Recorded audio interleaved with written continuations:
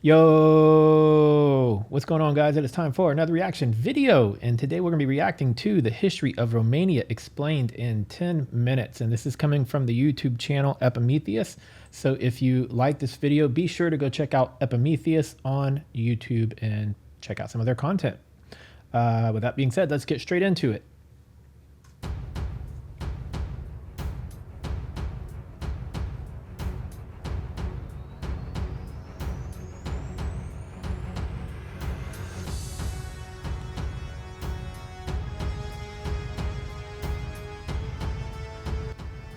Romania, a nation of 20 million people, is located on the western shore of the Black Sea coast, north of the Danube River, and is dominated by the vast Carpathian mountain range. Romanians speak a Latin-based language, related to modern-day Spanish, Italian, Portuguese, and French.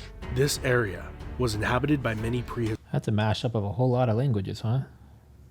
Carpathian mountain range. Romanians speak a Latin-based language, related to modern-day Spanish, Italian, Portuguese, and French.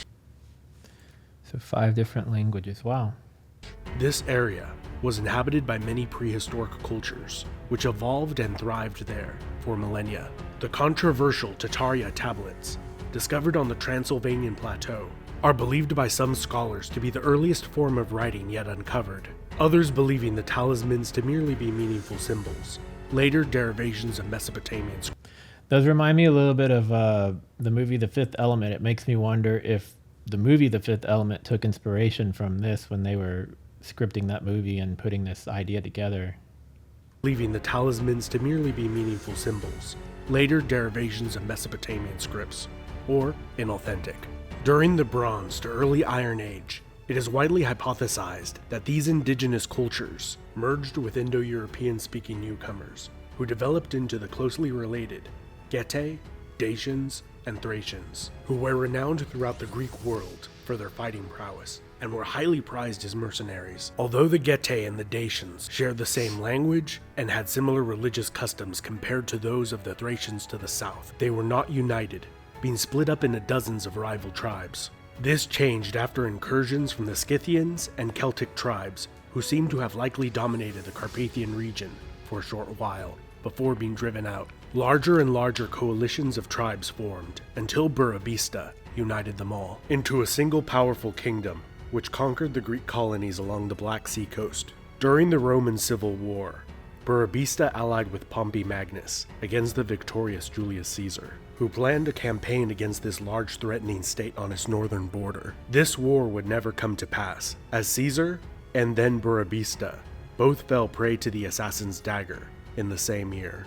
As with the Roman senators, the Dacian aristocracy feared their traditional privileges were threatened by a powerful autocrat consolidating too much power. For several generations, Dacia would fragment into 4 and then 5 different kingdoms, based on shifting tribal alliances. Dacia would once again become a threat to Rome when united under Decebalus. During the particularly inept reign of the Emperor Domitian, the Dacians successfully invaded the Roman province of Moesia. During the ensuing war, the Romans beat back the Dacians across the Danube, only to suffer a disastrous defeat while pursuing them, and agreed to a humiliating treaty where Rome paid Dacia 8 million sesterces every year. In return, Dacia accepted the status of being a Roman client kingdom. After a few years of respite, the Roman Emperor Trajan would wage 2 wars against Decebalus.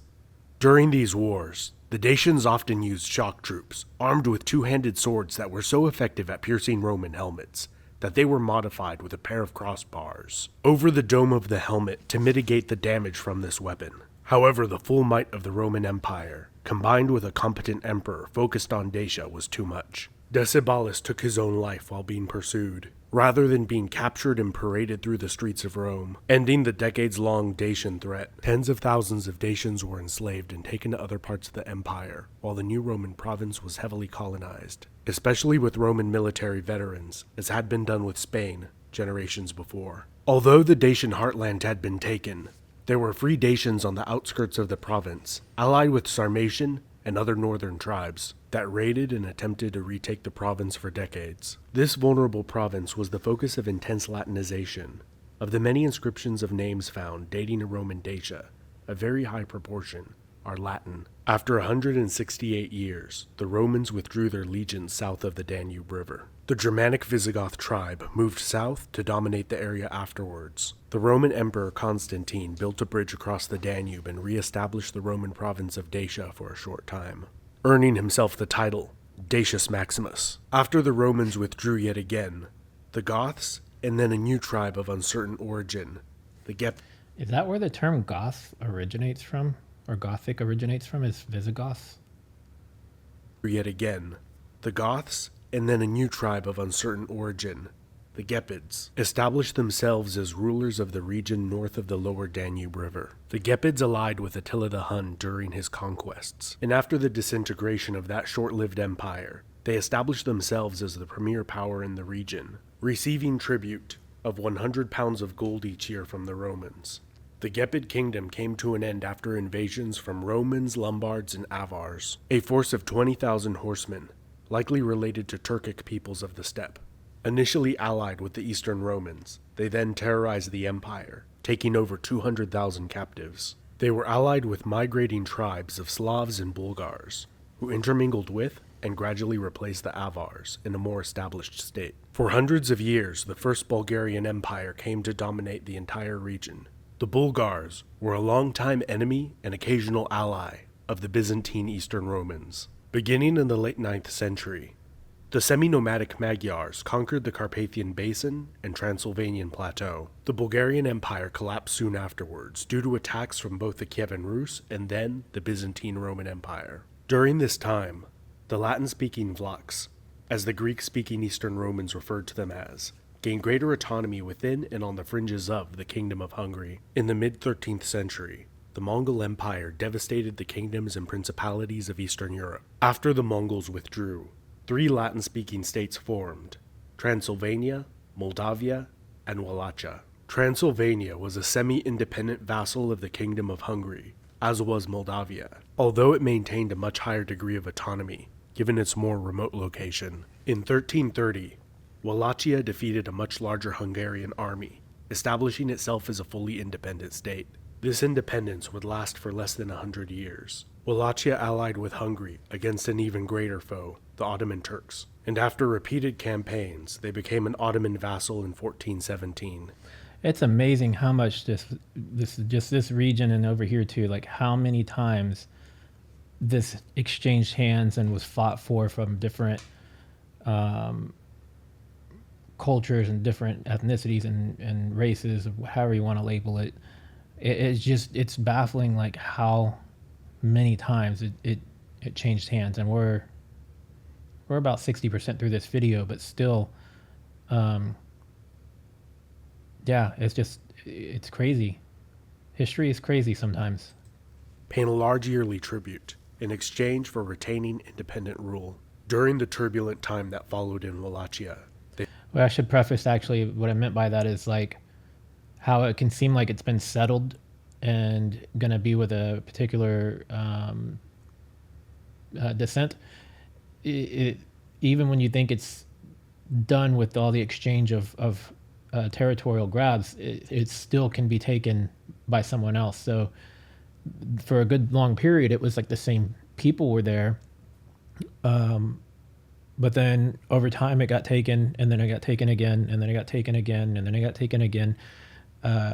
It's amazing how many years and how many centuries that these wars can go on, or this confiscation of property can go on. They fought against themselves as often as they rebelled against the Turks, which was often, usually triggered by failure to pay the yearly tribute, most notably under Vlad Tepes, also known as Vlad the Impaler or Vlad Dracula. He became renowned throughout Europe, not only for the devastating defeats he dealt the Ottoman Empire, but also for his legendary cruelty, which hundreds of years later would inspire the fictional character Dracula. During the long reign of Vlad's contemporary, Stefan the Great of Moldavia, that state reached the height of its power, influence, and independence. One of the greatest military commanders of his day, he won 48 of 50 battles, and defeated larger armies of Polish, Ottoman, and Hungarians. However, after his death, Moldavia, as well as Wallachia, Transylvania, and Hungary, fell under increased Ottoman influence and control,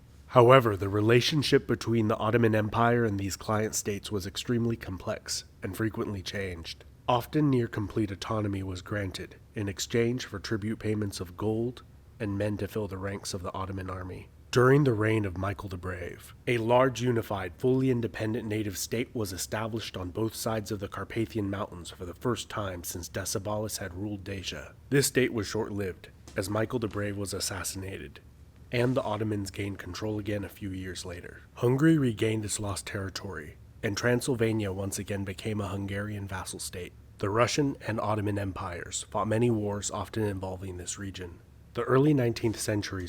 Look at all those dates.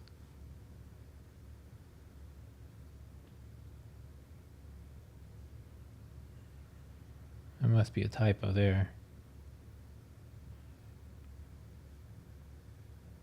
Wow.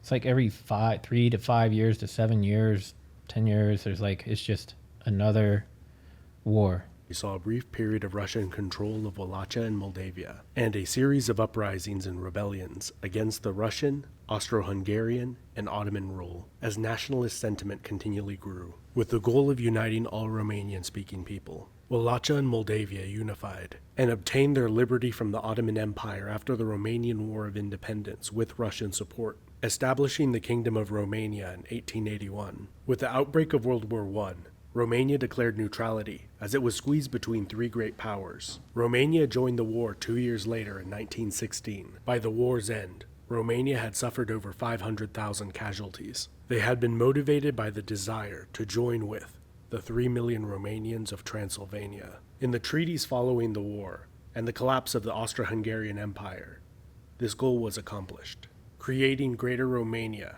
during the interwar period. During World War II, Romania again had little desire to join the war, including relinquishing large portions of territory. Until under threat of invasion by the USSR, Romania joined the Allied cause. After the war, the Socialist Republic of Romania was established, with the Communist Party forcing the king to abdicate the throne and abolish the monarchy. For 24 years, Nicolae Ceausescu governed the state, maintaining close ties with the Soviet Union, until the Romanian Revolution of 1989, which led to his capture and execution. In 1991, a new constitution was drafted, with a free market economy, establishing the modern state of Romania.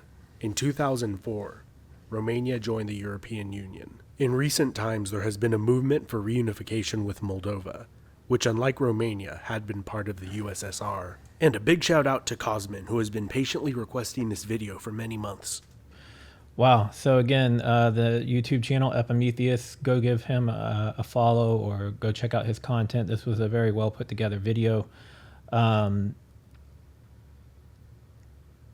I think I said most everything I need to say. It's just amazing how many times one piece of land, one area can exchange hands and be taken over in history, you know? So it's like, how rich is that history? Like, and who tells the history one way versus another? So depending on what your background is, you may have been fed one version of the history, and if you're somewhere else on the continent, you might have been fed a different version of the history, because everybody's going to favor their background over the opposing background, right? So like, I think you get what I'm saying, but hopefully it's settled for permanent now. I mean, we've got a lot going on right now with Russia and Ukraine, and with Romania being so close. Hopefully there's no issues there in the future, but we never know what's going to happen these days. So yeah, this was a really eye-opener. A lot of the content I've seen so far from Romania has been a little bit more about the present day with you know, bits and pieces about some of the history, but this one really showed from a war standpoint, from what it was to what it is today, and settling the land and establishing government and all of that moving forward. So yeah, very informative video. If you're new here and you want to see more from me, be sure to subscribe, click the bell so you get notified every time I upload a new video. If you like this video, do give it a thumbs up. It does help. And stick around to the end of this video. There'll be a playlist of some of my other videos. So if you want to go check out some of my other content, go do that. And I'll see you guys in the next video. Later.